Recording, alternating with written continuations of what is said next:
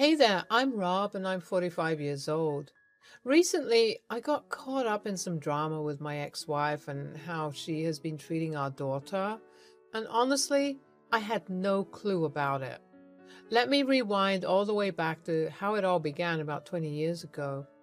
Time sure flies. Looking back, it all started around 20 years ago when Marianne and I first met at a bar. I had just achieved my airline transport pilot license and I was celebrating. The moment I laid eyes on Marianne, I was already in love. It was like magic, and I thought she was the one from the get-go. We hit it off instantly, started dating, met each other's families, and everything just fell into place. 2 years later, I was 27, she was 25, when we said, I do. The proposal was for books. It was very private, but it meant a lot to us. I whisked her away on a sweet picnic, and as the day turned to night, we were stargazing with a bottle of wine. That's when I popped the big question, and she said yes. Not long after our marriage, Marianne became pregnant with our first child, Joe, just a month into our marriage. That's when I was already up in the skies as a pilot. I admit I've been an absent dad for a big part of my life. Marianne took on the role of a stay-at-home mom while I was flying all over the place, doing my pilot thing. Before we got married, flying was something Marianne and I enjoyed together. However, as our family grew, circumstances changed and my absence became more pronounced. My flying schedule limited the time we could spend together, and I regret not being more present during those crucial moments of Joe's upbringing. Back when I had more time before taking on a full-time job, Marianne and I were inseparable. We would go flying together once in a while, cherishing those thrilling moments in the sky, and we had a blast doing other couple stuff as well. But when the job and our son Joe came into the picture, things got a bit tricky. My pilot gig had me away from home way too much, and I knew it was tough on Marianne. Still, whenever I managed to be home, we made it count, man. We'd plan romantic dates, call up a babysitter, and just have a great time together. But looking back, I do regret not being there as much for Joe. Those classic father-son moments, like teaching him to ride a bike or shoot hoops, just slipped through our fingers. Joe was into football, and even attending his football games became a rarity due to my busy work schedule. It seriously bummed him out because football meant a lot to him. But then the heavens smiled upon us and little Dorothea, or Dottie, entered our lives.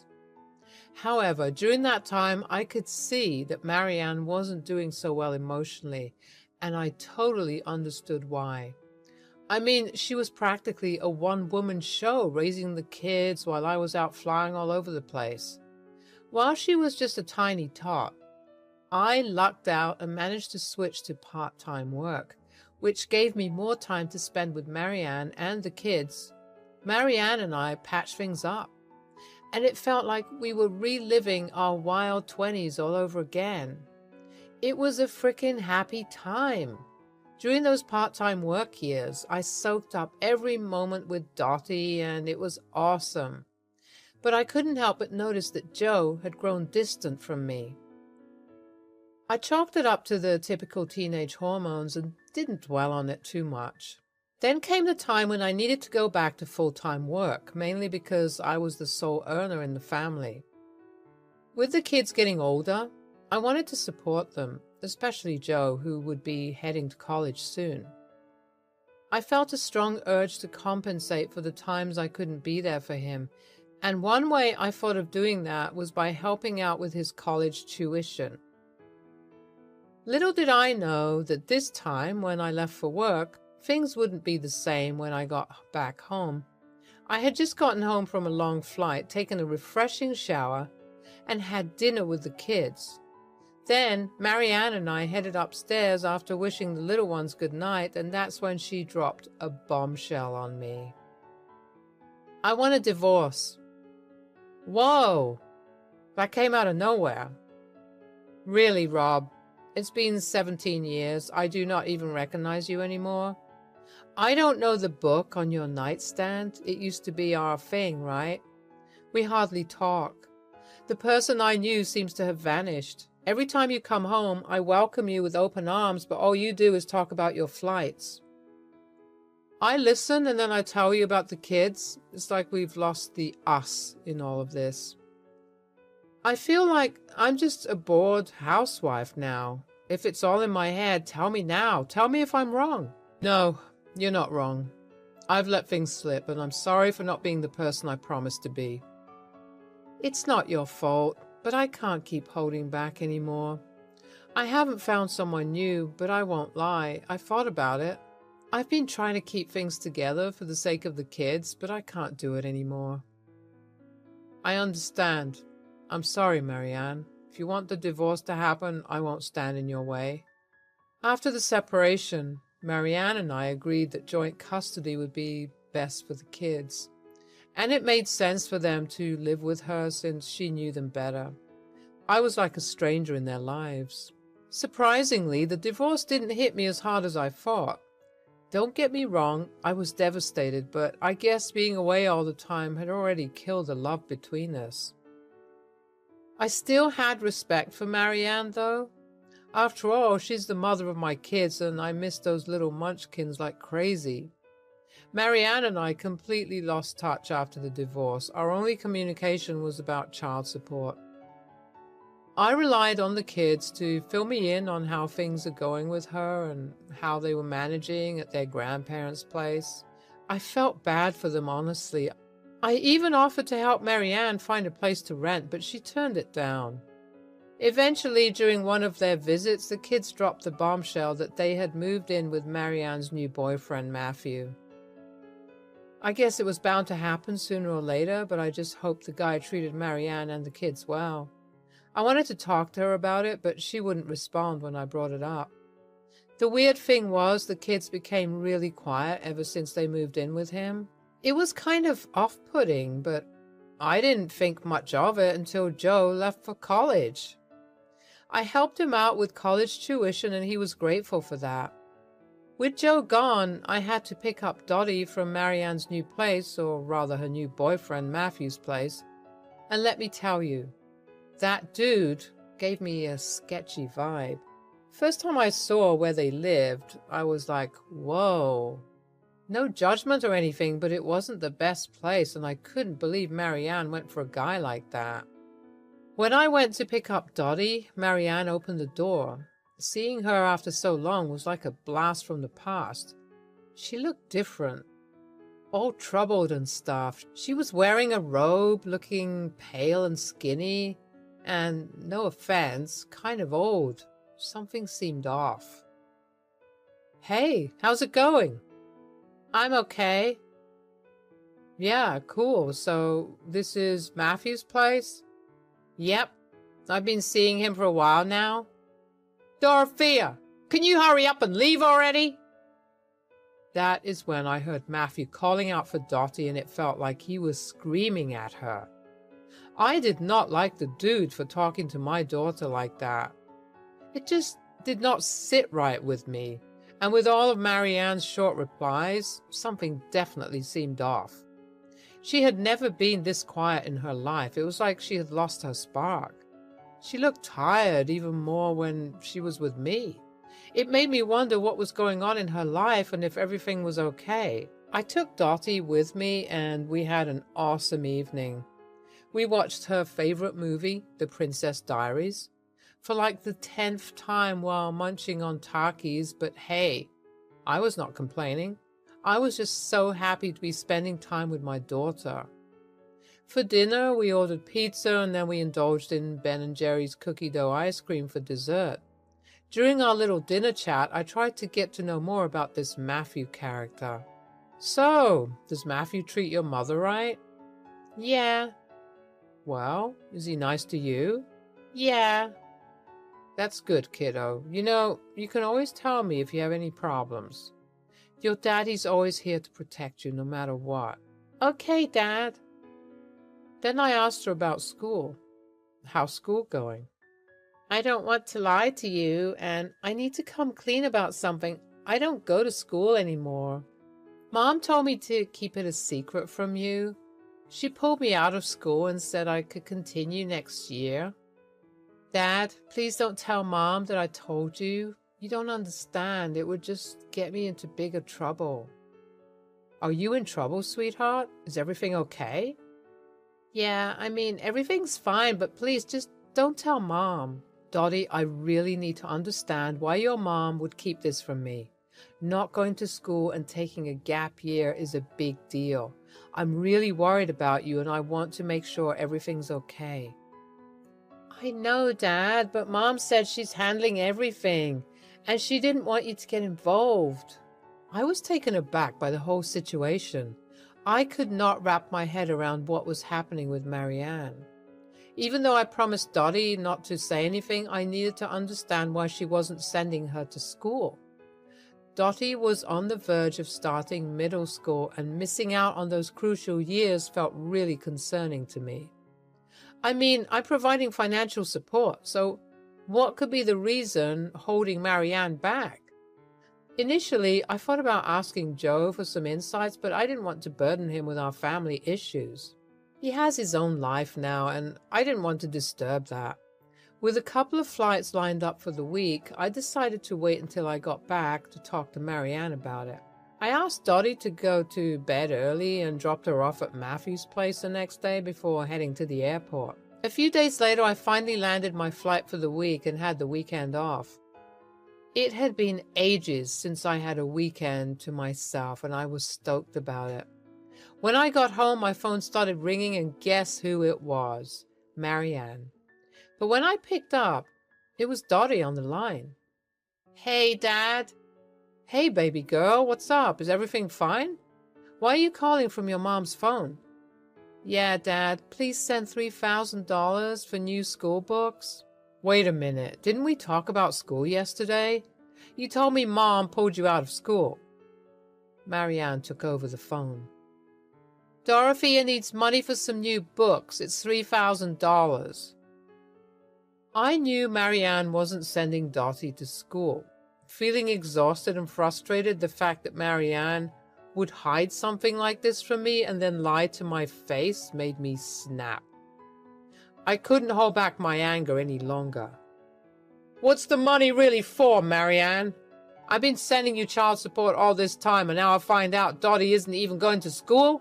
What's happening here? Where is all the money going? Oh my God, I'm just going to talk to you later.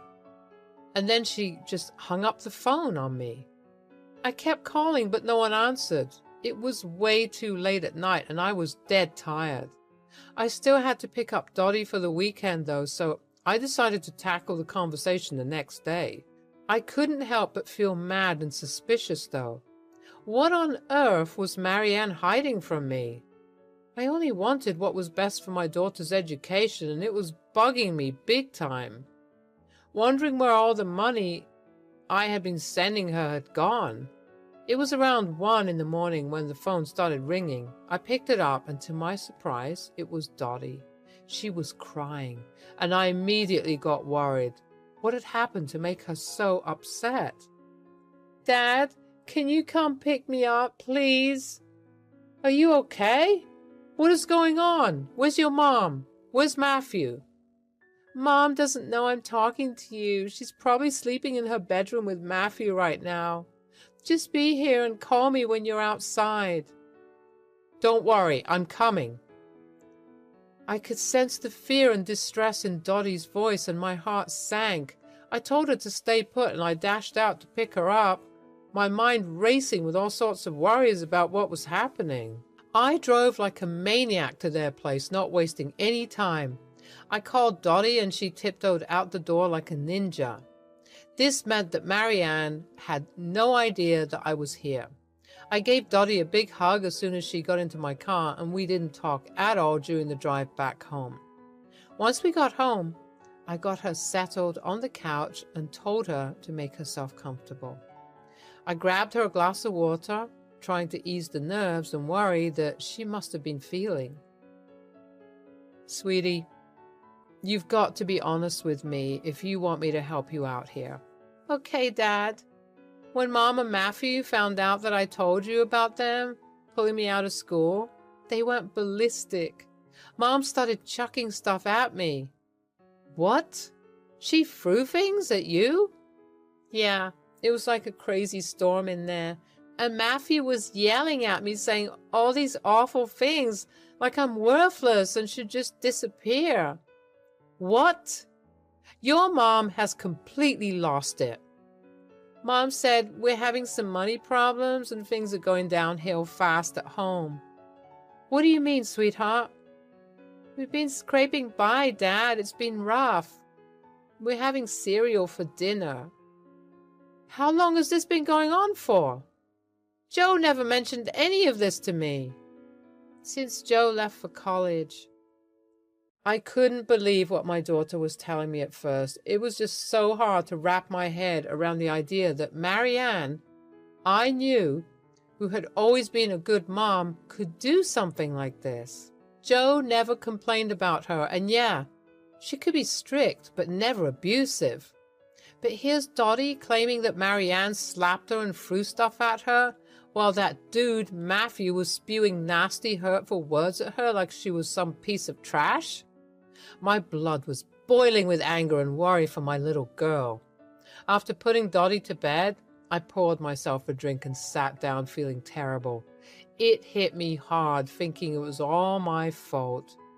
If only I had been there for my wife and kids right from the start, maybe things wouldn't have turned out like this. Marianne had apparently gone off the rails, and now my kids were suffering because of it. It broke my heart to think they might carry trauma from all this.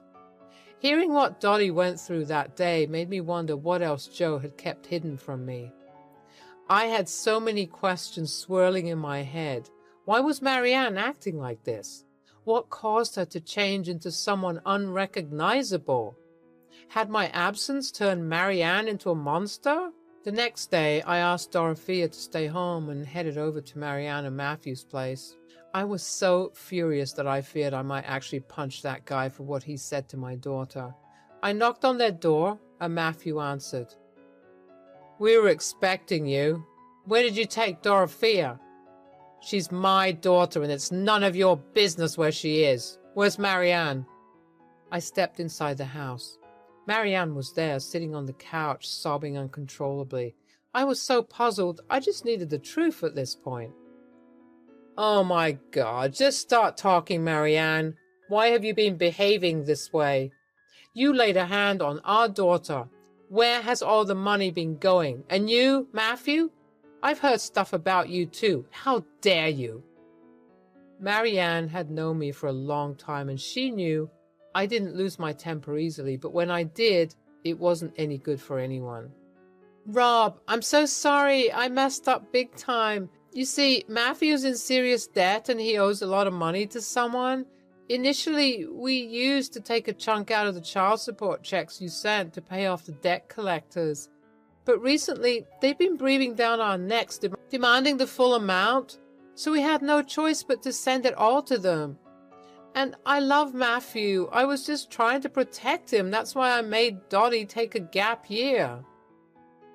You didn't care about our daughter, did you? All you cared about was protecting Matthew, someone who clearly doesn't deserve any of it. You put him above your own child, and for what? Do you realize what you've done? I'm sorry. You know, Matthew, I've tried to give you the benefit of the doubt, but I can't ignore the truth any longer. You're nothing but a loser. You're a grown man living off my child support money, and for what? What do you even do all day? I'm working on some things, all right? Working on what? Scamming people and leeching off my ex-wife? Is that your grand plan? Look, it's not as simple as you think. It's pretty simple, actually. You're a deadbeat, living off someone else's hard work. You can't even provide for yourself, let alone Marianne. And Marianne, you will be hearing from my lawyer soon. When I got back home, I knew I had to dig deep and find out if Joe was holding anything back. I hadn't been the perfect dad, but now it was my chance to step up and be there for them. I could tell my kids felt let down by their mom's actions, so I had a heart-to-heart with Joe. Marianne had been nagging him verbally, but at least he didn't face any physical abuse. That gave me more reason to take action and protect my kids. I consulted my lawyer, and together we took the matter to the authorities, shedding light on the abuse and neglect my children had endured. And guess what? I finally won the legal battle and got full custody of my kids. Marianne tried to beg her way out of it, but the court wasn't buying it. She lost custody and visitation rights. As for Matthew, my gut feeling about him was right. It turned out he had a criminal record for breaking and entering, leading to his imprisonment for a year. I've retired from flying and moved into a role in management and mentorship, all with the sole purpose of being there for my daughter and son this time. I want to make up for lost time and create a loving and supportive environment for them. My kids are my priority, and I'll do whatever it takes to give them a safe and loving home. I want them to know that they can count on their dad, and I'll never let them down again.